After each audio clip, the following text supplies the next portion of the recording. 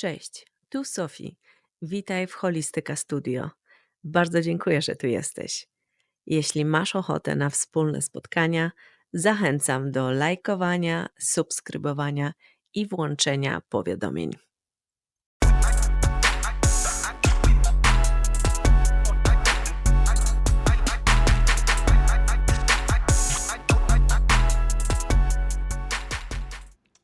Cześć kochani, tutaj Sofii z Holistyka Studio i dzisiaj będzie wyjątkowy odcinek, bo chcę Wam przedstawić system Human Design z moją ekspertką Agnieszką Janowską, która siedzi tutaj koło mnie. Tak, i stwierdziłyśmy, że to będzie odcinek bardzo fajny, przy herbatce, na luzaku, bez spiny. Bez spiny, zdecydowanie. Tak, bo jest poranek teraz właśnie deszczowy i życie środowe, więc tutaj nie ma czasu na pierdoły. Dzisiaj zastanowimy się, czy Human Design to jest taki kolejny trend rozwojowy, czy może też pozwoli nam otworzyć więcej drzwi do zrozumienia samego siebie. I myślę, że więcej na ten temat odpowie nam nasza ekspertka od Human Design, Aga. Więc Aguś, czy mogłabyś się przedstawić paroma zdaniami? Sofii, przede wszystkim dziękuję Ci bardzo za zaproszenie. Wiesz, z perspektywy Human Design to dla mnie ogromny zaszczyt, dlatego że ja jako projektor, zaraz będziemy mówić więcej na ten temat, ja tak naprawdę w swoim życiu powinnam odpowiadać na zaproszenia. To jest uznanie i zaproszenie. Proszę Cię bardzo. To jest strategia projektora, dlatego jest mi niezmiernie miło. Podziwiam Ciebie za to, co robisz, za Twoją wiedzę, za Twoją charyzmę niesamowitą. I siedzenie tutaj na tym fotelu to jest naprawdę ogromna przyjemność, ogromny zaszczyt, bo robisz kawał dobrej roboty, powiem Ci. Bo się zaraz tutaj wzrusza. A jeszcze jak mnie nazwałaś ekspertką, to ja tak wiesz, urosłam, skrzydełka urosły, zaraz tutaj pofrunę do góry. Bo dla mnie Human Design jest czymś nowym w moim życiu. To nie jest coś, czym się zajmuję od wielu, wielu lat. Tak naprawdę pojawiło się na mojej drodze bardzo spontanicznie. I było taką odpowiedzią na moje szukanie mojego miejsca na ziemi. I mnie tak naprawdę Polonia w Chicago kojarzy, restauracja, Tak co nie? jest. Więc ja mam tą łatkę Agnieszka kulinarnia i się śmieję, że czasami jak ktoś mnie przedstawia komuś, kto mnie nie zna, to mówi, o, to Agnieszka z kulinarni. I tak mówię, Boże, czy kiedykolwiek ta łatka ze mnie zejdzie? Bo w sumie nie prowadzę już tego biznesu prawie 1,5 roku, więc chciałam... I czujesz, że to już nie jest twoje? Czuję też, że to już nie jest moje, mimo iż otwierałam ten biznes z pasji i w ogóle z tego, że kochałam restaurację, ale nasze drogi życiowe miały się potoczyć w innym kierunku, więc decyzja zapadła, trzeba raz, że ciężko będzie prowadzić restaurację na odległość, bo mieliśmy się przeprowadzić na Florydę. Życie potoczyło się całkiem inaczej, więc jesteśmy jak to życie. Więc jesteśmy tutaj w Chicago i ta łatka gdzieś tam została. I w momencie, kiedy ja zaczęłam się bardziej skupiać w tą stronę taką samorozwoju i takiego poszukiwania właśnie siebie, zaczęłam mówić głośniej właśnie o tym całym Human Design, to marzyło mi się, że niech już ta łatka ze mnie zejdzie. Ale wiesz, jak to jest paradoksalnie, że dopóki w mojej głowie nie przestawiło się to, że ja mam na tyle wiedzy, że mogę się tą wiedzą dzielić, dopóty zawsze mnie ludzie kojarzyli właśnie z restauracją. Nadal wiele ludzi kojarzy, ale ja mam więcej odwagi w sobie, żeby wyjść i mówić o tym narzędziu. Bo Human Design to nie jest trend. Ja uważam, że jest to piękne narzędzie niekoniecznie do samorozwoju. Bo to, co często widzę w spotkaniach z kobietami, w rozmowach, to, że dużo osób robi różnego rodzaju testy, czy patrzy na siebie z perspektywy czy to Galupa, mówiąc o talentach, czy to jakieś tam swoje mocne strony, czy też jakieś kolory, tych testów jest cała masa. I zawsze w tych testach my albo odpowiadamy na jakieś pytania, albo z reguły, prawda? Tak. Więc dostajemy taką łatkę. Takie szufladki, takie nie? szufladki, Takie jak w astrologii, jak rozmawialiśmy. Dokładnie, czyli jestem nawet w astrologii, też jestem jakimś tam znakiem zodiaku. Dokładnie. Natomiast jeżeli chodzi o Human Design, to tutaj właśnie jest na odwrót. Tutaj te łatki z siebie zaczynasz zdejmować, bo to, co ja mam przed sobą tutaj Twój graf, to takie Tak wygląda właśnie tak graf. wygląda graf, to tak naprawdę każdy z nas ma ten graf. Czyli każdy z nas jest pełny Mhm. i tylko różnica polega na tym, że ty masz inną energię w sobie, ja mam inną energię w sobie. I właśnie w Human Design chodzi o to, że to nie jest szufladkowanie ciebie, że ty jesteś generatorem, ja jestem projektorem, tylko chodzi o to, że masz w sobie pewną energię, którą ty dajesz mi, a ja mam w sobie pewną energię, którą ja daję tobie. I Human Design traktuje właśnie o wymianie energetycznej pomiędzy nami ludźmi. Czyli to jest taka głęboka mapa energetyczna naszego życia. Dokładnie. Użyłaś pięknego słowa, mapa. Taka Dlatego, kompletna, że, taka, dokładnie, wiesz, no. Więc Human Design jest właśnie ten graf, ten opis, te takie pewne charakterystyki poszczególnych elementów dają nam takie narzędzie właśnie w postaci mapy, takiej, że my patrzysz na ten swój graf i za każdym razem odkrywasz coś No nowego. właśnie. Odkrywasz w sobie, że dane centrum, bo te wszystkie, ja jeszcze raz pokażę, te wszystkie kwadraciki, trójkąciki. No wygląda skomplikowanie. Powiem Ci, że jak pierwszy raz ja sobie zrobiłam, bo później Wam na końcu powiemy, gdzie możecie zrobić sobie taki darmowy odczyt i dostaniecie właśnie taki wykres, no to tak na pierwszy rzut oka nie wiadomo, o co chodzi. To było moje dokładnie odczucie, kiedy ja z Human Design spotkałam się tak naprawdę jakieś takie dobre 6-7 lat temu i tak naprawdę wtedy ze mną nie zaklikało, bo ja jestem bardzo zero-jedynkowa. U mnie jest coś albo białe, albo czarne, musi być wszystko wytłumaczone na logikę. Nigdy dla mnie takie sfery duchowe, takie rozwojowe, to nie było coś, co się zagłębiałam. U mnie musiało być tak, Janowska, to jest białe, to jest czarne i idziesz według tego. I w momencie, kiedy stanęłam na rozdrożu dróg i naprawdę nie wiedziałam, w którą stronę mam iść, co mam ze sobą zrobić, gniotło mnie wiele rzeczy, restauracja wysysała ze mnie moją energię, była pandemia, która po prostu przeczołgała mnie w biznesie tak, że nie wiedziałam, w którą stronę mam pójść. I wtedy przyszedł taki moment, kurczę, no po co ja na ten świat przyszłam? Co ja mam tutaj robić? Mam całe życie tyrać, zasuwać i spełniać czyjeś oczekiwania, bo taka mniej więcej była praca w restauracji, plus moje niezdolność do tego, żeby delegować innymi ludźmi.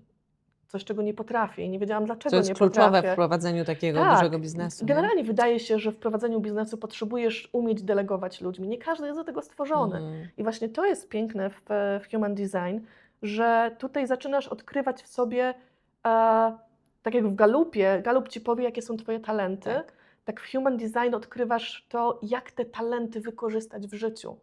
Czyli jaka ty jesteś tak naprawdę. Naprawdę w momencie, kiedy się urodziłaś.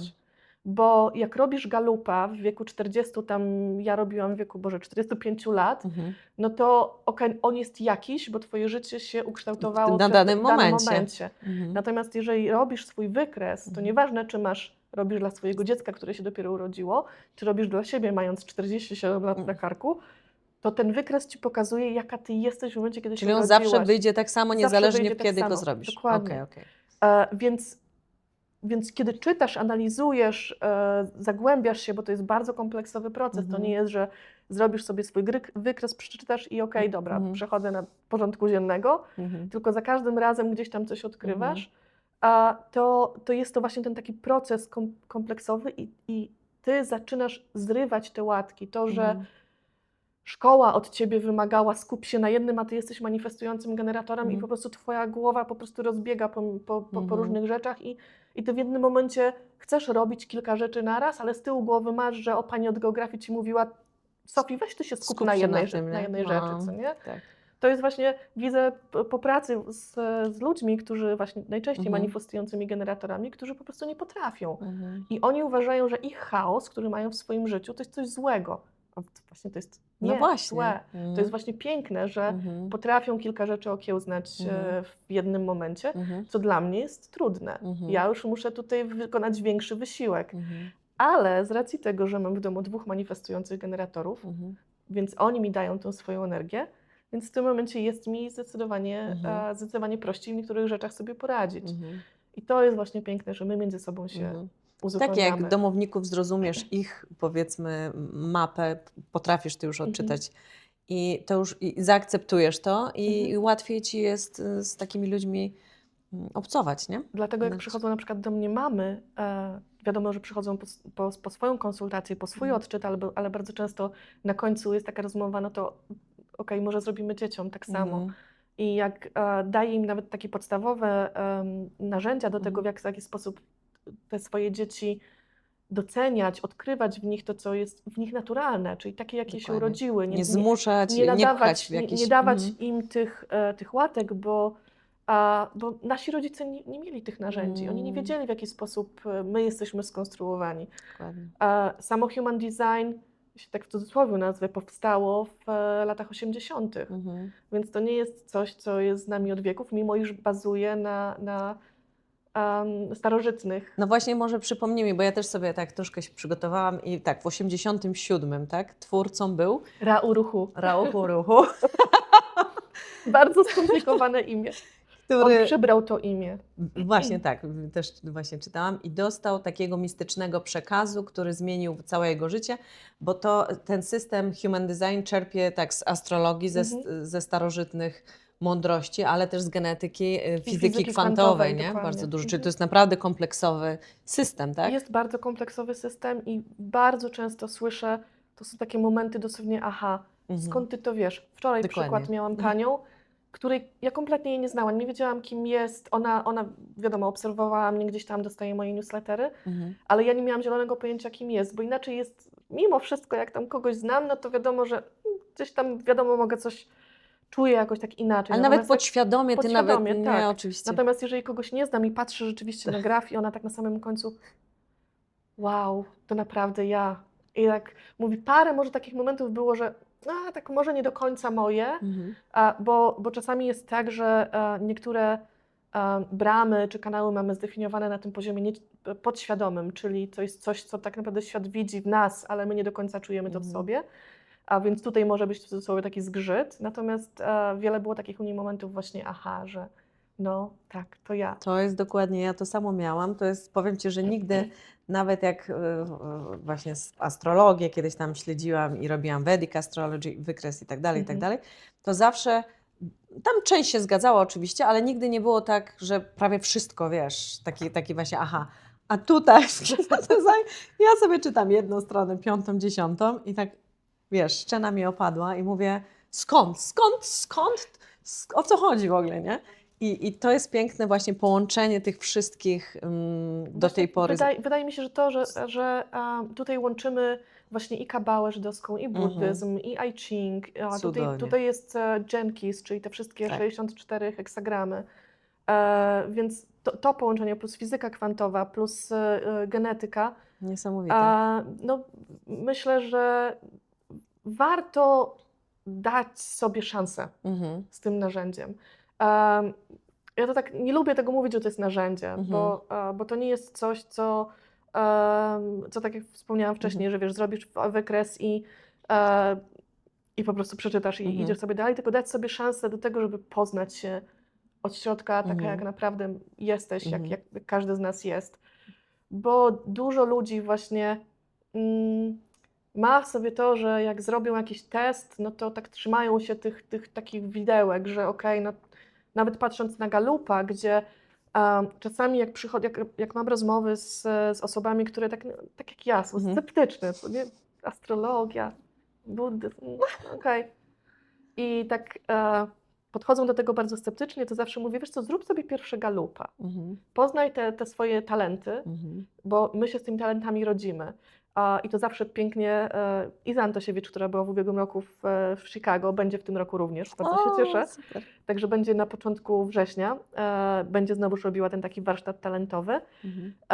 Ona właśnie zawsze pięknie mówiła, że taką metaforę, że jak każdy z nas staje w tej kolejce do Pana Boga o te talenty czy tam ktokolwiek wierzy w różne, ona akurat tutaj tą metaforę używała, no i każdy z nas dostaje te takie swoje talenty i z tymi talentami przychodzimy na ten świat i my niekoniecznie w ogóle mamy świadomość tego, że to jest nasz talent, bo mocna strona to jest talent oszlifowany, bo z talentem zawsze się rodzisz. I to nie jest talent, ja mówię, do muzyki, czy tam, nie wiem, malowania i w ogóle. Czasami to jest talent do tego, że masz łatwość w nawiązywaniu kontaktów, Mhm. masz łatwość do tego, że świetnie ci się rozmawia z innymi ludźmi, masz łatwość do wyrażania się. Ale my czasem nie potrafimy odebrać tego jako talent, tak? Bo Mhm. myślimy generalnie talent artystyczny, Tak. muzyczny.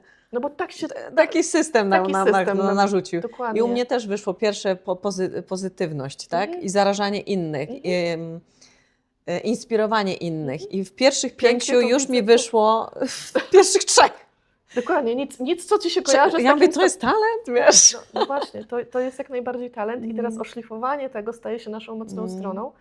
I bardzo często jest tak, że ktoś, kto przychodzi do mnie z tym galupem, już sobie tego galupa przeanalizuje, siadamy przed grafem Human Design i ja mu mówię, ok, jesteś aktywatorem na przykład, albo jesteś bardzo często maximizer, to wychodzi bardzo często projektor. Bo maximizer to jest osoba, która ciśnie, żeby wszystko zrealizować, że musi być na tip-top. Albo pojawia się ten kanał, gdzie jest właśnie to taka perfekcyjność. I tak mu mówię, tu jest to, a tu jest to. Tu jest twój talent, a tutaj ten talent jest w twoim bodygrafie. I nagle zaczynamy odkrywać te drogi, w jaki sposób to w sobie aktywować jeszcze bardziej, wydobyć z siebie i iść z tym w życie, no bo no, rodzice, szkoła, znajomi mają zawsze wobec nas jakieś tam oczekiwania i mówią nam, że są pewne jakieś tam zasady i w ogóle. No a nam z tymi zasadami gdzieś tam kurczę zgrzyta, nie po drodze i nagle zaczynasz się, wiesz, zdejmować tą łatkę i odkrywać pod tą łatką prawdziwą siebie, że ty wcale, tak jak właśnie wspominałam o tym manifestującym generatorze, że ty wcale nie musisz się ograniczać do jednej rzeczy. Że jeżeli jesteś projektorem, no to wcale nie musisz się zmuszać do tego, że masz pracować jak generator. Że ludzie będą widzieli w tobie to, w czym jesteś świetna, bo projektor to jest taki typ, że raz, że przewodzi ludziom, że ma taki talent do tego, żeby ciągnąć ludzi za sobą, ciągnąć za uszy, pokazując im to, w czym jest dobry. I osobiście znam nie tylko projektorów, którzy gdzieś tam, powiedzmy, nie wiem, przewodzą ludziom, nie wiem, duchowo, czy jakoś tam na zasadzie jakiegoś tam lidera, czy bycia jakimś coachem, ale znam też świetnych projektorów, którzy na przykład są świetni w swoim zawodzie i pokazują innym ludziom, że można być równie dobrym w tym, w czym oni są dobrzy i mają ogromny na przykład zespół pod sobą swoich pracowników i są przykładem dla innych. I właśnie to jest na przykład rola projektora. Rola generatora jest taka, że tak jak ty jesteś To może generatorem... właśnie powiedzmy, że ile jest jakichś takich głównych... Human Design początkowo mówił o 4, ten taki tradycyjny mówił o 4 typach energetycznych, czyli właśnie generator, Tak. manifestor, zacznijmy od niego, bo Okej. manifestor inicjuje, generator później to robi, projektor później ocenia, czy mówi, co jest do poprawy, tego, co manifestor wymyślił, generator zrobił, a na końcu był reflektor i jest reflektor, który mówi, no to dobra, jak już tak wszystko zrobiliście, poprawiliście, to ja wam teraz powiem, czy to było w ogóle warte. Okej. I w międzyczasie pojawił się 5. typ energetyczny, który jest takim hybrydą pomiędzy właśnie manifestorem a generatorem.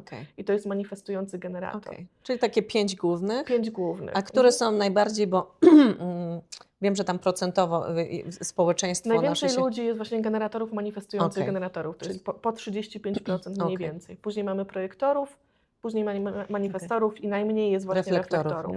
Czyli tych takich właśnie luster. Osobiście poznałam jednego reflektora.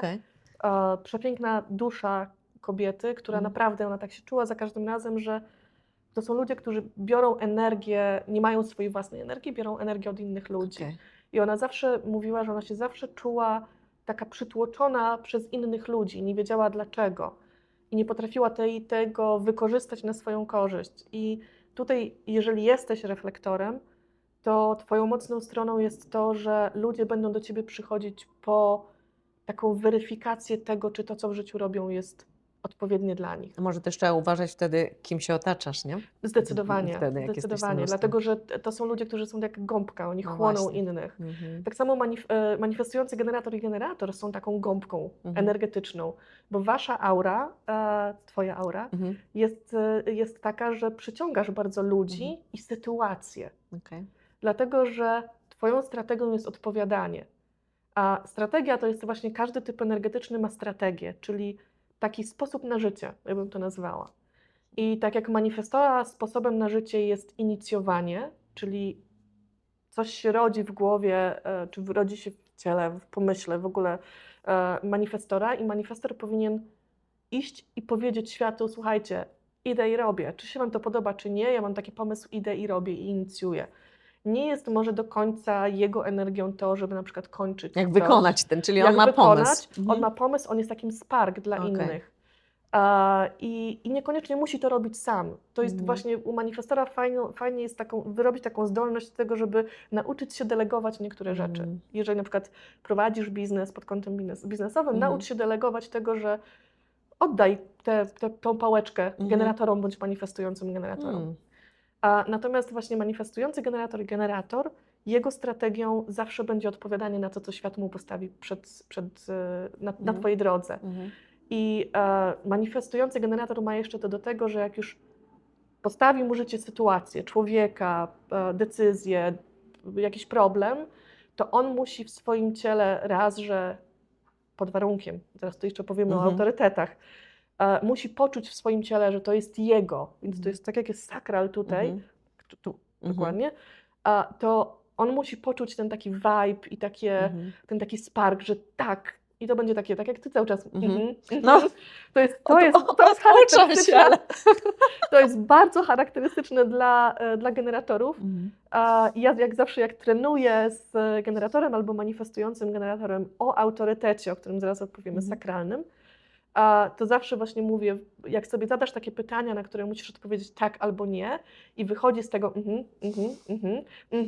to znaczy się, że tak, to mnie kręci i czujesz w sobie tą energię. Tak aż w brzuchu, nie? Tak aż w Wszystko jest, brzuchu, to znaczy się, że to jest twoje. Jak Natomiast jeżeli już czujesz ścisk, nie? albo ciszę, bo czasami jest tak, że po prostu twoje ciało ci nic nie mówi, to znaczy się, że jest znak, że albo to nie jest ten moment, albo to nie jest ta rzecz, która jest twoja. I dla mnie ogromnym wyzwaniem było nauczenie się swojego ciała. Dlatego, że ja mocno siedzę w głowie, właśnie przez tą taką swoją zero-jedynkowość, przez to takie uwarunkowanie świata. Ja nie dopuszczałam do swojego ciała tego takiego czucia. I to było dla mnie ogromnym wyzwaniem, którego musiałam się nauczyć, zwłaszcza, że moim autorytetem jest instynkt. Więc u mnie to było takie działanie właśnie w tu i teraz. To nie było rozkminianie, czy to jest dla mnie dobre, czy nie. To nie było czucie w ciele takie na zasadzie, tak jak u ciebie, takie mrowienie, tylko to było takie, okej, dobra, takim tu, w tym momencie. Więc u mnie decyzja z głowy to zawsze była zła decyzja. Ale zobacz, jak teraz human design może być fascynujący. Patrz, w ogóle my jesteśmy kompletnie inne. Zobacz, ty jesteś właśnie głowa, tak, z umysłu i tak dalej, a ja zawsze byłam, odkąd pamiętam, zawsze metafizyka mnie interesowała i kompletnie zawsze właśnie z ciało, z serca, instynktownie, całkiem co innego. I ciebie zafascynował human design i tak samo takie osoby jak mnie mogą tak samo zafascynować. Oczywiście. I zobacz, jakie to jest cudne. I w ogóle jesteśmy tak, ty jesteś projektorem, ja jestem generatorem. I ja mój pierwszy graf też robiłam spokojnie z 4 lata temu. I wtedy było tak, że właśnie tak jak ty mówisz, zrobiłam sobie ten graf, odczytałam, okej, dobra, no okej, fajnie, coś tam da. Ale teraz tak od jakiegoś czasu zaczęłam się właśnie wgłębiać w te głębsze przestrzenie jego, można lawirować naprawdę w tym labiryncie i odkrywać co chwilę coś, jakby zrozumieć, tak jak przez telefon rozmawiałyśmy i mówię, chciałam taki jakiś biznes zrobić w zeszłym roku, ale tak pchałam strasznie, ale to nie było, wiesz, to nie, mi się wydawało, że to był mój pomysł, że to będzie super, ale potem się okazało, że to nie było coś, co przyszło do mnie i tak, wiesz, chociaż o szczegółach nie rozmawialiśmy, ale sobie potem tą rozmowę naszą przeanalizowałam i mówię, rzeczywiście, to nie jest czasem tak, że generator to, co sobie wymyśli, że to będzie wielki sukces od razu, tak? Że ja muszę poczekać to, co mi, tak? Raz, że przyjdzie u do ciebie, mnie. raz, że tutaj wchodzisz na taki właśnie temat podejmowania decyzji i o podejmowaniu decyzji według Human Design zawsze będzie nam mówił nasz autorytet. I 50% społeczeństwa ma autorytet emocjonalny. I tutaj kluczem jest zawsze czas, czyli danie czasowi i nie działanie pod wpływem właśnie chwili i emocji, Impulsu, gdzie dokładnie. jesteś na tej fali, że najpierw jest euforia, później zaczynasz wchodzić w głowę, przychodzi takie rozczarowanie, że a może jednak nie to, tylko wiesz, to czasami ja mówię czas czasowi, ale czasami nie jest nawet długi okres, to czasami może być dosłownie parę minut na podjęcie jakiejś decyzji, ale po prostu dać tym emocjom się ustabilizować i poczuć w ciele.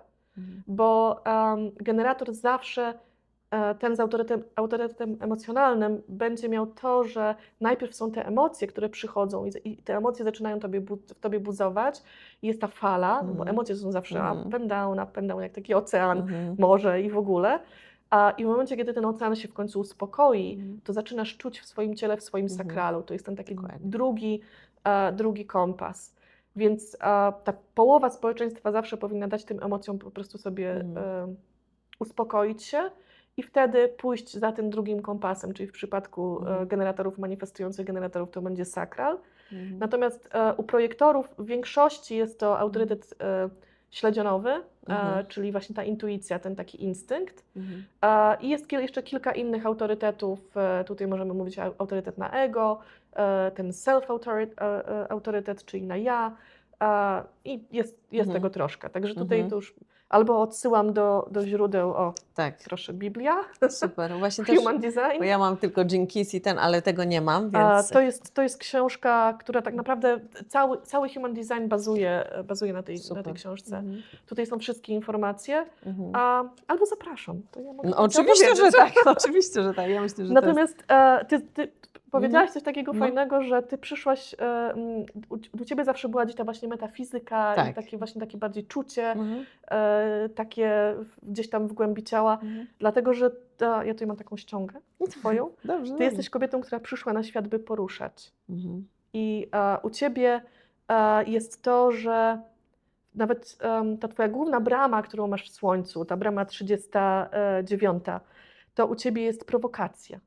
Ale to nie jest taka prowokacja, żeby wywołać jakieś tam zamieszanie, burzę, tylko ty przyszłaś na ten świat, żeby pokazać ludziom sobą, jak można żyć, jak można wprowadzać różnego rodzaju zmiany, jak można się przeobrażać, jak można testować, próbować różnych rzeczy w życiu, po to tylko, żeby osiągnąć swoje własne wewnętrzne spełnienie. Więc ty masz dużą misję na tym świecie do spełnienia, właśnie samą sobą. I właśnie to poczułam, powiem Ci, od paru miesięcy tak naprawdę, bo tak, wiesz, ja tak lawiruję i szukam swojej drogi tak od 2 lat, bym powiedziała. I już jestem coraz bliżej takiego, wiesz, osadzenia w sobie, że już prawie na tych torach jestem. Ale z tym prowokowaniem to jest tak zawsze... że wiesz, jak gdziekolwiek się nie pojawię, to zawsze, że tak powiem, jestem zauważalna i dobrze mi jest z tym, wiesz, bo ja się zawsze wyróżniam i zawsze idę pod prąd i zawsze jak są takie memy, gdzie jest, wiesz, stado białych owieczek, to ja jestem tu czarna w środku.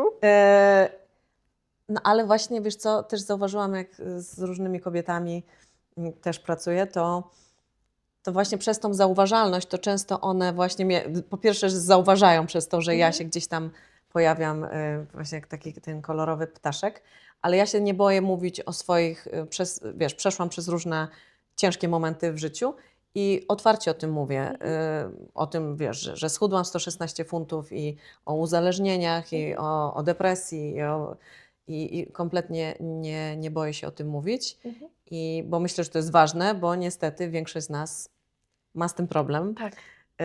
Więc ja myślę, że to też jest moją taką drogą teraz. I też może nie ma się co wstydzić, tak jak Ty mówisz, że pokazują Ci się różne talenty, to ja też, bo zawsze tak sobie umniejszamy, bardzo. nie? Często.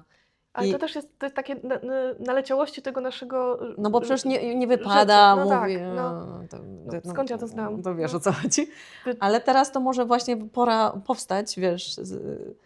Zwłaszcza jeżeli właśnie ma się taką silną energię, bo brama 39, ona jest u Ciebie Boże, okularów mi zabrakło, w Twoim korzeniu.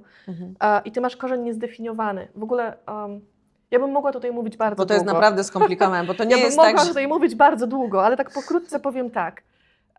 Każde centrum, przez każde centrum przepływa energia. W ogóle w całym systemie Human Design mówi o przepływie energii pomiędzy nami. I ta energia przepływa z różnych bram przez te różne kanały. I w momencie, kiedy mówimy o definicji, to mówimy o czymś, że my mamy dostęp do tej energii. Czyli tutaj w tym momencie naszego urodzenia dana nam była ta energia w danym momencie. I jeżeli w danym centrum dane centrum mamy zdefiniowane, mamy tam energię, czyli jest połączenie przez jakieś kanały, czyli po prostu ten przepływ jest.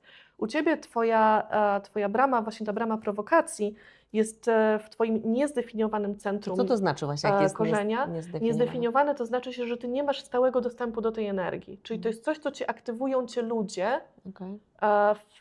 w danym centrum i z racji tego, że nie masz tej energii na stałe, bierzesz ją od innych ludzi. A niezdefiniowany korzeń to jest takie poczucie presji, że Ty ciągle masz coś do zrobienia. Że Ty ciągle jesteś w biegu, Twoja lista to do ciągle się wydłuża, Tak. odhaczysz jedno, 10 dopiszesz. Dokładnie. I cieniem bardzo jest to, że cieniem tej bramy jest bardzo często to, że tego kanału, tego centrum jest bardzo często to, że właśnie bierzemy sobie tą presję na siebie, że ja muszę zrobić. I ja to zawsze tak sobie mówię, też mam niezdefiniowane centrum korzenia, że jak zaczynam tak robić dużo, to się zastanawiam, czy to jest moje, czy ja rzeczywiście muszę to skończyć. Cieniem, który ja nazywam plusem, to jest to, że osoby z niezdefiniowanym centrum korzenia bardzo często robią wszystko na ostatnią chwilę. Ja Ale myślałam, że to doważą. moje ADHD. I dowożą. Ale właśnie to jest to, że to nie jest cień, bo ja przekułam to w moją wartość. Super. I nauczyłam osoby, które są w moim otoczeniu, że jeżeli coś potrzebują na konkretny dzień, to Ty mi jasno powiedz, na kiedy Ty to potrzebujesz. Ty mi nie mów, ale to masz dużo czasu. Bo jak ja usłyszę, że ja mam dużo czasu, to ja to zapiszę z tyłu głowy, w kolejce tych rzeczy, które mam jeszcze całą masę innych do zrobienia, a ja sobie zawsze za każdym razem znajduję coś nowego. Więc jeżeli komuś zależy na konkretnym danym czasie, to ustalmy ze sobą zasady, że okej, to jest potrzebne na tu i teraz w tym momencie. I moje dzieci już wiedzą, mój syn najstarszy wie, mówi zawsze, mama potrzebuje to już. Albo mój mąż, kochanie, potrzebuje to już. Więc jak mówi to już, to znaczy się, że ja otwieram laptopa i robię to, co jest do zrobienia. Czy załatwiam to, co jest do zrobienia właśnie, bo jest na już. A jak mi mój mąż powie, ale okej, zrobimy to jutro, No to to ja to zrobię za 3 dni, No, okej? Albo za tydzień, albo za miesiąc, albo nigdy. Dokładnie. Więc to jest właśnie ta świadomość tego, że coś jest jakieś i z jednej strony ja to właśnie jest że ciągłe odkładanie, ta prokrastynacja, ja to odbierałam jako swoją złą No cechę. właśnie, ale to pięknie, że umiałaś to. A to jest właśnie to, że przekuć właśnie na to, co przecież nikt w nas Ale nie to nam jest... może pomóc w codziennym życiu, więc... Zdecydowanie. A uwielbiam teraz, ja myślę, że każda rodzina powinna zrobić sobie wszystkie, bo to jest, zobacz, jak ci pięknie, znasz po prostu mapę. Ja teraz dopiero wczoraj w nocy zrobiłam profil męża i teraz bardzo się chcę wgłębić w to, bo zobacz, jak ci ułatwi życie z Twoimi mieszkańcami najbliższym otoczeniem. Wiesz, bardzo często też, mówiąc na przykład pod kątem biznesowym, miałam kilka takich sytuacji, gdzie byłam zapraszana do niewielkich firm, gdzie było tam kilka osób, ale na przykład potrzebowali zrobić jakieś tam takie rozszady, że przetasować każdy rolę tych osób, które były w firmie, nadać im pewne atrybuty. I na przykład bardzo często wychodziło tak, że na przykład projektor był tą osobą pierwszego kontaktu. A nie powinien być nie na tym stanowisku. On powinien być na tym stanowisku, że być takim, okej, to się lepiej zrobić tak i tak. I parę dosłownie delikatnych przetasowań. To nie było na zasadzie degradacji kogoś z jakiegoś stanowiska, tylko pokazanie komuś, słuchaj, ty się nadajesz do tego. Lepiej niż w tej roli, w której jesteś w tym momencie. I nagle na przykład po 3 miesiącach chłopak mi dzwoni, ty słuchaj, Aga, wiesz, tak przetasowaliśmy siebie, dopasowaliśmy się, że nagle nasze obroty firmy wzrosły o 30%. Wow. Wiesz, dla mnie to było takie, fajnie. Wow. Ja się bardzo cieszę, bo ja byłam akurat wtedy na takim etapie swojego poznawania human design, że jeszcze się cały czas uczyłam, zresztą cały czas się uczę, ale wtedy to było dla mnie coś nowego i to było takie dmuchnięcie mi mocno w skrzydła, bo ja jako projektor potrzebuję tego poklepania czasami po plecach i co też uważałam za swoją wadę, że ja w siebie nie wierzę. Ja, Janowska, ja w siebie nie wierzę, ze zdefiniowanym centrum ego i will center. No, ale właśnie to było to, że to był mój cień właśnie projektora, że Ja wiecznie się prosiłam na siłę o to uznanie. Zamiast pokazać światu, w czym jestem dobra, co mi dobrze wychodzi, a uznanie i odpowiedni ludzie przyjdą, bo nie jesteśmy dla wszystkich. To jest to, że właśnie na tym poziomie energetycznym my zawsze do jednych nas będzie bardziej ciągnąć, do drugich ktoś nas będzie bardziej triggerował. I to też właśnie pokazuje Human Design. Wspomniałaś o waszym grafie, że zrobiłaś. Tak.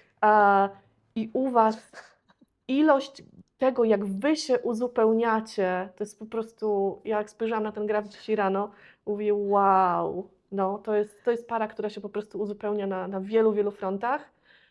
Dajecie sobie mnóstwo energii wzajemnie nawzajem. I to coś mi powiedziała. Obydwoje generatorzy, ale ja też tam przeczytałam, że wyjątkowo tam coś tam było, że rzadko się zdarza aż takie, wiesz, dopasowania. Jest ogromne dopasowanie, bo wy nie macie żadnych niezdefiniowanych centrów wspólnie. Tak. Osobno macie ich sporo, natomiast wspólnie po prostu tak się wasze bramy układają, że jest 9/0. Taki zamek, nie? Jedynym takim tutaj, taką pracą, którą trzeba pamiętać z tyłu głowy, żeby dawać sobie tą przestrzeń na ten swój me time. Jedno i drugie, żeby nie było czegoś takiego, że czasami trzeba po prostu od siebie odpocząć. Dokładnie. Bo może być zbyt duże przytłoczenie. I ja i mój mąż też mamy właśnie to połączenie 9/0 i też właśnie nauczyliśmy się sobie dawać tą taką przestrzeń, że każdy ma też tak, swoje każdy jakieś ma hobby, swoje, swoje jakieś tam przestrzenie. Bez siebie, jak jesteśmy jak czasami mój mąż jedzie na Florydę, ja zostaję w Chicago z dziećmi, przykładem było w ubiegłym tygodniu, ja się rozchorowałam. I za każdym razem było to, że jak on gdzieś jechał, to u mnie od razu było to, tak powiem, efekt słomianej wdowy, że on wyjeżdża, a moje ciało od razu reaguje. Ale właśnie to jest to, że na poziomie energetycznym wy jesteście taki, my jesteśmy do siebie bardzo przywiązani, że jak tych energii brakuje, to po prostu ciało zaczyna reagować tak, jak reaguje na Ale poziomie to może być somatycznym. teraz tak do mnie też właśnie przyszło, że rzeczywiście jak ktoś ma, bo wiesz, no, mnóstwo ludzi teraz chodzi na terapię i ma problemy nie tylko w związku, wiesz, tam są różne sytuacje, ale warto też na przykład przyjść na przykład do Ciebie, zrobić sobie takie, bo to może nam dać dużo odpowiedzi, tak? Bardzo. I to nawet, wiesz, to w kontekście do dzieci.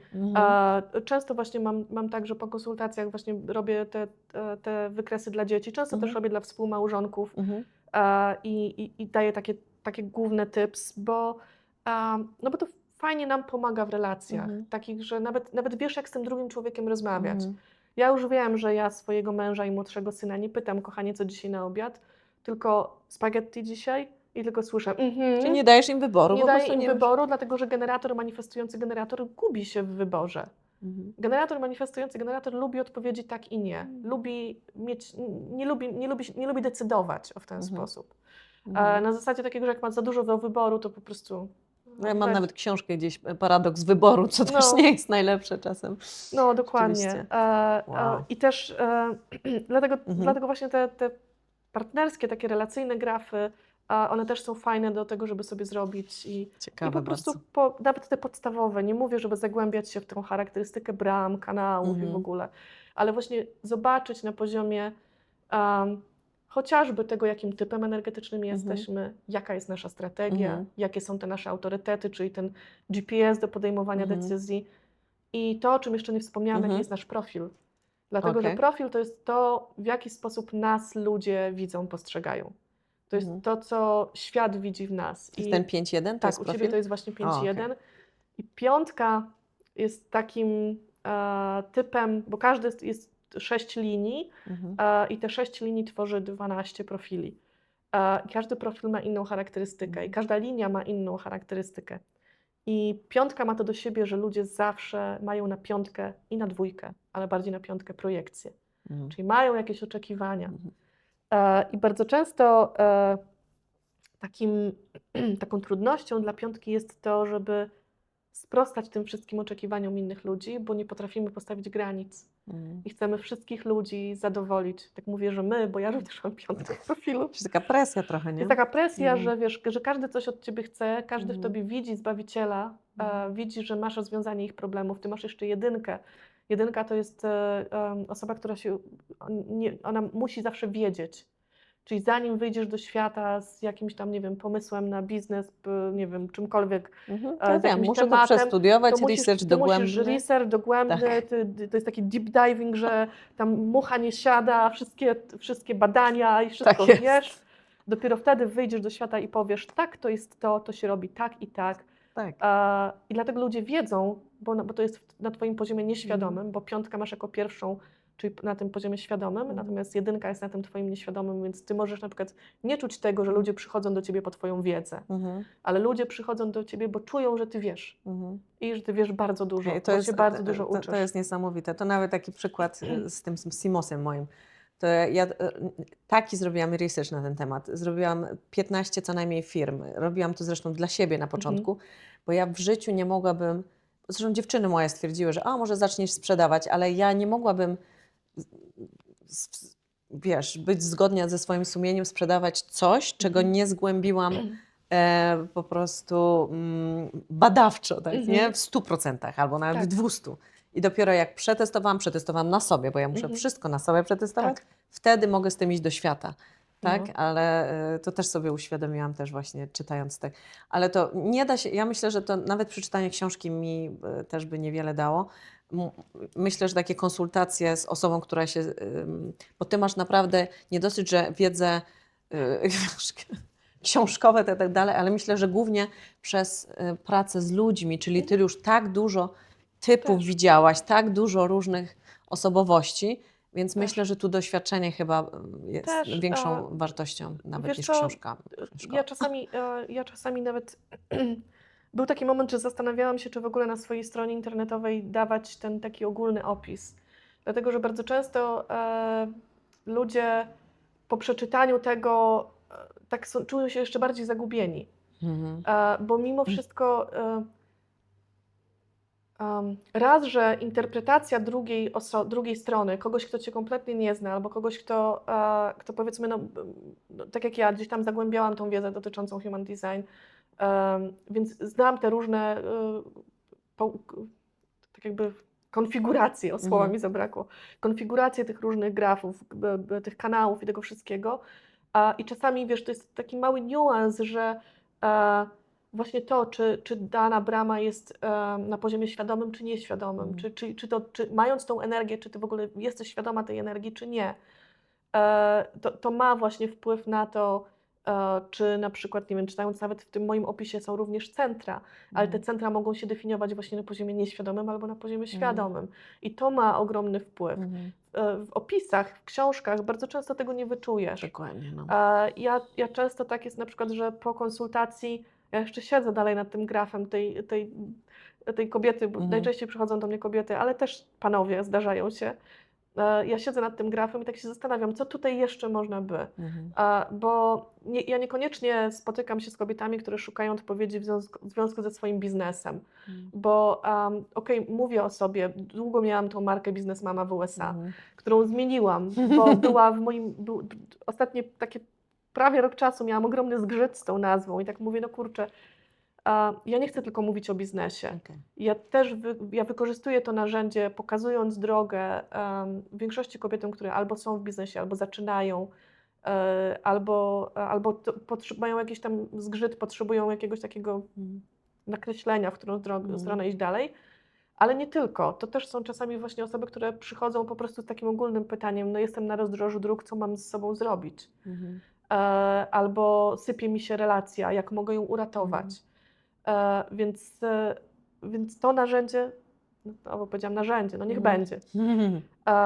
Ten proces odkrywania siebie taką, jaką jesteśmy, czy odkrywania siebie, jakim jesteśmy w momencie, kiedy my się rodzimy, to jest przepiękna droga, którą każdy z nas powinien wykonać. Radzę, bo mi samej pomógł Human Design stanąć właśnie na 4 nogach, na 2, 4. 4 nogach. Na 4, bo tak podniosłam ręce. Widzisz, jak działa umysł podświadomy? Może w poprzednim wcieleniu albo w następnym byłam jakimś zwierzęciem czteronożnym. Mi pomógł naprawdę stanąć właśnie na tych moich 4 nogach. Stabilnie, gdzie ja nie wiedziałam, w którą stronę iść. Gdzie u mnie było takie poczucie, no kulinarnia była moim trzecim dzieckiem, więc w momencie, kiedy oddałam ją swojemu szefowi kuchni, więc generalnie poszła w dobre ręce, to moje trzecie dziecko poszło w dobre ręce, dorosło już do tego momentu, żeby je puścić samemu. Ja, jak to powiedziała moja mentorka Basia Jurga, bałam się zajść w kolejną ciążę. Dosłownie. Na zasadzie takiej, że straciłam tamto dziecko, ono dorosło, albo po prostu straciłam i bałam się kolejnego biznesu w tym momencie, bo ja bardzo długo nie podchodziłam do Human Design jako formy na to, że to będzie mój biznes. Ja podchodziłam do Human Design jako do takiego narzędzia, mi pomoże, może komuś tam z mojego bliskiego otoczenia pomoże. I w momencie, kiedy dopiero ja uwierzyłam, że to może być mój chleb powszedni, bo ja mam talent do tego, żeby dawać ludziom jakąś tam drogę, pokazywać im tą drogę, jako projektor i jako osoba, która ma kanał ten 2644, gdzie naturalnie wychodzi ze mnie to takie pokazywanie i tu, tędy, będzie lepiej, tylko zaufaj sobie. Bardzo często było tak, że ja się pchałam z tym, bo wiesz, jako projektor zawsze widzi więcej. Okay. Ale jak się pcha na siłę, no to wtedy dostaję po głowie. Dostałam po głowie wiele razy i wydawało mi się, że to była wina tamtej osoby, a to była moja wina. Więc w momencie, kiedy właśnie zaakceptowałam to, że mogę tak, że to wcale nie jest nabijanie ludzi w butelkę, bo czasami tak się czułam, że kurczę, jak nigdy nie potrafiłam w sobie zaakceptować tego, że ja mogę być coachem. Miałam ogromną niezgodę na słowo coach, bardzo dużą. Aż w końcu przyszedł taki moment, że ktoś mnie zapytał, czym się zajmujesz, to powiedziałam, że jestem holistycznym coachem biznesu, bo czuję się dobrze w tematyce biznesowej, marketingowej i wykorzystuję Ale jak mapę. jeszcze wierzysz, sama po sobie widzisz, że Tobie pomógł Human Design, widzisz w Bardzo. swoim życiu, to z łatwością, wiesz, można się Właśnie szerzyć dalej. to jest to, że mając w profilu trójkę, też widzę bardzo często u kobiet, które do mnie przychodzą, mają w profilu trójkę, to jest taki tester życia. Dużo ludzi postrzega osoby z trójką, że to są osoby chaotyczne, które ciągle coś zmieniają, ciągle coś testują, jest ich wszędzie pełno i ciągle coś nowego. Nieraz słyszałam o sobie, ty skaczesz z kwiatka na kwiatek, weź usiądź, zajmij się jednym. Nie potrafię, nie chcę. I wcale to nie jest nic złego. A ja to odbierałam bardzo długo też jako coś złego. I też widząc po tych trójkach, które się pojawiają w moim życiu, miałam też kiedyś taką mentorkę, która też właśnie ma trójkę w swoim profilu. I ona też cały czas mówiła, kurczę, mi to przeszkadzało, że ja tak nie mogę znaleźć swojego miejsca. Ale w końcu było też takie, śmiałam się, że ja byłam dla niej mentorką, ona dla mnie mentorką. I mówię do niej, wiesz, ale to jest fajne, że ty ciągle poszukujesz czegoś nowego. I ucząc się, testując na swoim własnym doświadczeniu, wiedząc, że to jest dobre albo niedobre, to działa w ten sposób, a nie w ten sposób, ty możesz z tą wiedzą iść dalej. Bo właśnie 3 i 5 to jest takie połączenie, testujesz, potykasz się, upadasz, nie jest porażką. Gdzie ja zawsze uważałam, że jak upadłam, to już jest porażka.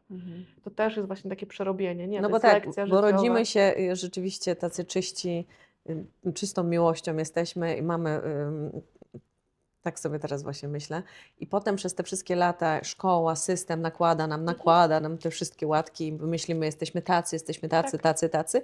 Chodzi o to, żeby rzeczywiście, tak jak powiedziałaś na początku, pozdejmować te wszystkie łatki i żeby znowu do tego koru takiego naszego wrócić, nie? Dokładnie. I po prostu zaakceptować to, kim jesteśmy. Czyli uświadomić sobie i Tak. zaakceptować wtedy. I przychodzi ta ulga. Ja Dokładnie. bardzo często słyszę Ulgę. na koniec rozmowy, jak już tak dochodzimy do tych 2 godzin, to słyszę właśnie, jak zadaję pytanie, jak się czujesz. Ulga. Wow, No, że nie muszę, dokładnie. Nie ma tej presji. nie ma tej takiej. presji. Jak czasami przychodzą właśnie do mnie panie, które pod kątem biznesowym wydaje mi się, że one muszą być na tych social mediach, wiadomo, Tak. bo to też taki musisz No. być najlepiej na Musisz, TikToku, tak. Facebooku, YouTubie, jeszcze do tego Wszędzie. Instagramie i jeszcze mieć Discorda, co nie? I wszędzie. A okazuje się, że twoją drogą na przykład biznesową jest networking, bo masz 4 w swoim profilu i jesteś osobą, która biznesowo, marketingowo będzie zdobywała klientów poprzez swoją autentyczność i to, że będziesz przyciągać do siebie tych właściwych ludzi, bo networking, ludzie są Twoim źródłem tego, w jaki sposób wychodzisz do świata z różnymi rzeczami, biznesem, sobą samą nawet. No i nagle właśnie słyszę takie, to ja nie muszę. Kurczę. To ja nie muszę siedzieć i cisnąć tych rolek, których nienawidzę No robić. właśnie. No nie musisz. Możesz zrobić live'a, też będzie pięknie. Możesz w ogóle nawet nie być wizualnie. Możesz być słowem, bo masz na przykład zdefiniowane kanały i bramy, które ci mówią o tym, że u ciebie słowo i przekaz twojej wiedzy jest właśnie tym takim atutem. Ej, to Mnóstwo, jest kopalnia takie, wiedzy, jak Was naprawdę. jeszcze to nie zainteresowało, to ja nie wiem. Bo ja to jestem po prostu głęboko zafascynowana. Wiesz, co jest jeszcze takie No fajne co? w Human Design, że jest taki, każdy z nas dostaje takie piękne coś, co się nazywa Twój krzyż inkarnacji. O właśnie, też. Wiesz co, na to dopiero teraz się natchnęłam, jak u Ciebie, jak z Tobą miałam się spotkać, więc zaczęłam już bliżej. To co to jest? To jest połączenie 4 bram. Okay. I to jest brama w Słońcu i w Ziemi, czyli Słońce to jest Twoja główna energia, z którą przychodzisz na ten świat i Ziemia, co Cię uziemia dosłownie. Po stronie tego personality, czyli tej osobowości. I design to jest w jaki sposób, 88 dni przed Twoim urodzeniem kreowała się Twoja dusza. Czyli to, w jaki sposób Cię ludzie będą postrzegali. I to jest właśnie po tej stronie design. I jak patrzymy na ten nasz graf, to mamy właśnie te wszystkie planety po prawej, po lewej i mamy te cyferki. Tak. I każda planeta według astrologii ma pewne znaczenie. Nie? No i właśnie Słońce to jest ta nasza główna energia, a Ziemia to jest to takie nasze uziemienie. I ten krzyż inkarnacji właśnie tworzą te... najpierw jest Słońce, a później jest Ziemia. Okay. I u Ciebie Ty masz lewy krzyż indywidualizmu. To się tak pięknie nazywa, przetłumaczone na polski. Ja pozwolę sobie przeczytać, bo to tak będzie pięknie. No. To jest potężna siła transformacji. Jesteś tutaj, by szokować, ale nie dramatycznie, tylko poprzez swoją autentyczność. Brama 50 to archetyp budziciela, który potrafi obudzić innych z letargu. Brama 57, którą masz, to delikatna intuicja właśnie w śledzionie. To taki szept, który słyszą tylko ci, którzy są gotowi, bo masz ją po swojej niezdefiniowanej stronie. Brama 39, Twoim Słońcu, to jest właśnie prowokacja, pytanie zadane w odpowiednim momencie, więc to nie jest takie, wiesz, prowokacja przez krzyczenie, tylko Ty odpowiednim ludziom w odpowiednim momencie zadajesz odpowiednie pytania i budzisz ich z tego letargu. A brama 38 to wewnętrzne poczucie, to ma sens, a to nie ma. Czyli dajesz taką odpowiedź ludziom. I nie przyszłaś tutaj po to, by się dopasowywać, przyszłaś, żeby sobą przypominać innym, że nic nie muszą, ale mogą. Ale żeby to móc robić, musisz najpierw Ty być sobą. Jak już mam ciarki. I każdy z nas właśnie ma ten krzyż inkarnacji i jak ktoś nie chce się zagłębiać gdzieś tam bardziej, te bramy, kanały i w ogóle, to właśnie typ, strategia, profil, autorytet i ten krzyż inkarnacji. I fruwasz. I lecisz. Czyli jak ktoś nie chce, na przykład jak ktoś chce tylko taki ogólny zarys, to też może się z Tobą umówić tylko na taki ogólny, albo z reguły ta pierwsza rozmowa to zawsze jest taki właśnie ogólny zarys, bo dużo osób nie wie w ogóle, czym jest Human Design, nie miało z tym kontaktu, chcą się dowiedzieć o sobie więcej i często na tej jednej konsultacji się nie kończy. No oczywiście. Mam kilka takich pań, z którymi spotykamy się raz na 2 tygodnie albo raz w miesiącu. Stworzyłam też taki mastermind, który nazwałam Aligned Branding Club. Super. Dlatego, że ja uważam, że każda marka, bo my jako osobowość każdy z nas jest jakąś marką, prawda? Więc mam tam panie, które prowadzą swoje biznesy i tak dopasowujemy ich biznesy do nich. Bo bardzo często jest tak, że my siebie próbujemy dopasować do naszego biznesu, który zrodził się w naszej głowie. Okay? I właśnie to jest jeszcze też ważne. Wchodząc w jakikolwiek biznes, istotne jest to, czy weszliśmy w ten biznes w zgodzie ze swoją energią. Dokładnie tak. Bo jeżeli weszliśmy inicjując, Mhm. no to nie będzie nasze. Jeśli Mhm. weszliśmy zaproszeni, będzie nasze. W moim przypadku. To właśnie. Jeżeli weszliśmy w biznes w odpowiedzi na to, co nam świat postawił przed nami, tak jak jest właśnie generator, no bo większość ludzi to są generatorzy. Mhm. Więc jeśli wchodzisz w biznes, w relacje nawet, czy podejmowanie jakiejś decyzji, przeprowadzka do jakiegoś innego miasta, nowa praca, jeżeli wchodzisz w odpowiedzi na to, co ci świat przed tobą postawił i ta odpowiedź wypływa po prostu głęboko z ciebie na tak, to zawsze będzie płynąć. Nieważne, co się po drodze pojawi w twoim życiu, to zawsze będzie płynąć. I właśnie często jak mam te konsultacje z kobietami i na przykład w kwestii relacji zadaję im pytanie, cofnij się wstecz, w jaki sposób weszłaś w tą relację? Czy to było na zasadzie właśnie takiej, że świat, bo często są właśnie generatorzy, chociaż ostatnio przyciągam bardzo dużo projektorów do siebie, też tak się śmieję, a to też bazując na swoim własnym grafie widzę taką korelację, kogo ja przyciągam. I widzę to w swoich zdefiniowanych centrach bardzo często. Więc jak mówię tym właśnie kobietom, jak wchodzisz w tą relację i jesteś generatorem i weszłaś na przykład w związek ty inicjując, albo na zasadzie, bo wypada, bo muszę, ale w ciele nie czułaś tego, że tak powinnaś, no to tutaj z czasem przychodzi to wypalenie, przychodzi ta frustracja, przychodzi ten zgrzyt.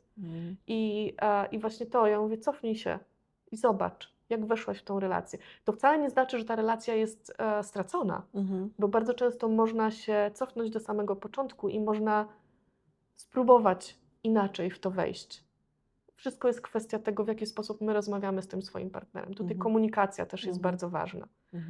I naświetlenie i zrozumienie tego swojego drugiego partnera też. Dlatego właśnie też te relacyjne grafy też coraz częściej mi się powtarzają w tych konsultacjach. Więc ja nie mówię, że jakaś relacja, mimo iż weszliśmy w nią źle, jest stracona. Biznes, w który weszliśmy źle, też niekoniecznie musi być stracony. Może być, wystarczy cofnąć się do tego momentu i spróbować tutaj zrobić jakąś taką transformację. No bo my musimy pamiętać, że wiesz, my jesteśmy gatunkiem stadnym i Tak. relacje to jest, wiesz, Zawsze będą. wszędzie są relacje, No, cokolwiek wszędzie. byśmy nie robiły, Tak. czymkolwiek byśmy się nie zajmowały. W domu nawet jak nie mamy partnera, no to mamy właśnie relacje w pracy albo relacje, no gdziekolwiek pójdziemy do sklepu, to mamy Właśnie relacje z chciałam panią. powiedzieć, wyjdziesz na ulicę, Też masz relację. relacja, dokładnie. Pójdziesz do sklepu, do restauracji, gdziekolwiek, z każdym zawsze mamy Czyli relację. najpierw jest, myślę, że trzeba też zrozumieć siebie, czyli Od podstawa. zacząć od siebie, tak? Tak. A później te parę chociaż osób, które nas otaczają, warto, nie?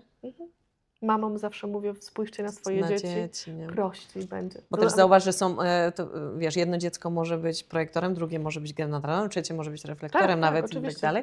A mamy traktują czasem wszystkie dzieci tak samo, a się okazuje, że do tego dziecka to musisz tak podejść, do tamtej, a u Ciebie jak? Ja mam projektora w domu, bardziej energetycznego niż ja, to jest mój starszy syn. Okej.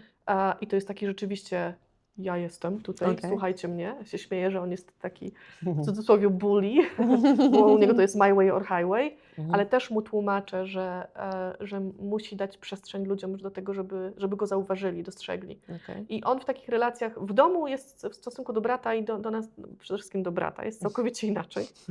Natomiast w relacjach takich w szkole już się nauczył tego, żeby poczekać na to, żeby go ktoś zauważył. Ale jego trudno jest nie zauważyć, Okej. bo czasami projektorzy, którzy są tacy bardziej energetyczni, mają w sobie tą taką aurę z natury. Poza tym z dziećmi jest o tyle prościej, że one jeszcze nie mają tych łatek narzuconych. Zepsute nie są W po prostu cudzysłowiu, tak no, naprawdę, tak naprawdę. Przez system cały. I to Dokładnie. wszystko. Więc prościej jest mi na przykład pracować nad nim i z nim, bo ja mu jeszcze nie narzuciłam, mimo już on ma tam 15 lat, ale ja jeszcze mu nie narzuciłam tych takich łatek. Natomiast mi ze sobą było trudniej pozdejmować to wszystko, to takie typowy people pleaser, że poczekaj na to zaproszenie, aż ludzie Cię zobaczą, zauważą. No, dla mnie to było ogromnie trudne, bo ja naprawdę wierzyłam, nie potrafiłam uwierzyć w swoją wartość. I uwierzyłam w to, że skoro ja potrzebuję tego poklepania po plecach, to znaczy się, że ja mam niskie poczucie własnej wartości. Gdzie bardzo to mi tak zgrzytało z tym, że kurczę, ale przecież ja wiem, w którą stronę chcę iść. Mhm. Ja wiem, co ja chcę w życiu robić. Mhm. Ja wiem, w czym jestem dobra, więc Mhm. gdzie tutaj moje niskie poczucie własnej Tak, tak, wartości? tak. Ale z tyłu głowy, bo ty się pchasz, No bo bo ty u nas to chcesz... już 40-50 lat, więc to No, już ciągania, więc... Dokładnie, więc to było takie trudne. Natomiast w przypadku tego Mhm. mojego starszego syna Mhm. Huberta, to u niego było mi prościej to Mhm. tak wyszlifować i naświetlić mu to, że poczekaj, aż cię zaproszą. Ale jego zapraszają. On po prostu Tak. uśmiechnięty od ucha do ucha, on ma taką charyzmę w sobie. Mhm. To jest urodzony lider, Super. on naprawdę będzie ludziom przewodził Mhm. i za nim będą szli. I To super. jak jest impreza rodzinna, czy w ogóle, to widać po prostu sznureczek taki, Hubert ustawia. Jak czasami oglądam zdjęcia, filmy jakieś tam stare, z jakichś tam lat wstecz, tak Zawsze na patrzę, pierwszym kadrze? zawsze w pierwszym kadrze, zawsze wszystkich ustawia, wszyscy go zawsze słuchają tak jak chce i w domu też tak generalnie jest, ale ja też już nauczyłam nas tutaj, żeby dawać mu tą przestrzeń, żeby nie zabijać w nim to takie przywództwo, ale zawsze mu mówię, Bo to trzeba przekuć właśnie, to jest jego właśnie talent, to tak? jest jego talent, ale też jemu mówię, nie bądź na siłę. Mhm. Daj sobie tą przestrzeń, żeby cię zauważyli. Mhm. I znowuż młodszemu, który, bo Hubert mnie Mhm. buli cały czas i w ogóle, ja mówię, ale Hubert potrzebuje twojego zauważenia. Mhm. To jest jego potrzeba taka, że on ciebie potrzebuje, żebyś ty go widział. I też ten młodszy, który jest manifestującym generatorem o profilu 5.2, Mhm. więc u niego też jest ta projekcja, że starszy od niego co chwilę coś chce, takie Mhm. oczekiwanie. Z drugiej strony ma ten swój świat, ma tą swoją babą. I on ma dokładnie taki sam profil jak mój mąż, czyli też 5.2, więc oni mają ten swój świat. Okay. Oni mają naturalnie, dwójki to są takie naturalne talenty, im przychodzi wszystko z taką łatwością. Wiele rzeczy potrafią robić. Mój starszy Hubert jest tak jak ty 5.1, więc on się lubi uczyć. On wszystko zawsze wie. A ta dwójeczka to jest takie po prostu to Andrzej ma przychodzi. 6.2 chyba, to ma w sobie dwójkę. Szóstka to jest jeszcze taki, tak się śmieję, że szóstki to są takie stare dusze. To są ludzie, którzy przez pierwszy czas swojego życia, przez pierwsze do 30 roku życia testowali. To było takie, wiesz, tu spróbuję, tego spróbuję, takie wiesz, życie muszę przetestować, sprawdzić jak smakuje. Później sobie wchodzą na taki dach do 50 roku życia i tak obserwują, czego się w życiu nauczyli. Okay. Czy to było dobre, czy niedobre. A po 50 schodzą z tego dachu i mogą innym mówić, słuchajcie, doświadczyłem, sprawdziłem, zaobserwowałem, czy to było dobre i teraz mogę wam mówić, że to jest dobre, a to nie. To jest takie troszeczkę trójka, ale taka bardziej właśnie nie tyle uduchowiona, co taka bardziej głęboka. Bo trójka to jest taki harpagan, który testuje, a szóstka to jest taka, że w pewnym momencie tego testowania daje sobie tą przestrzeń, że ja muszę przeanalizować, czy to było dobre, czy niedobre.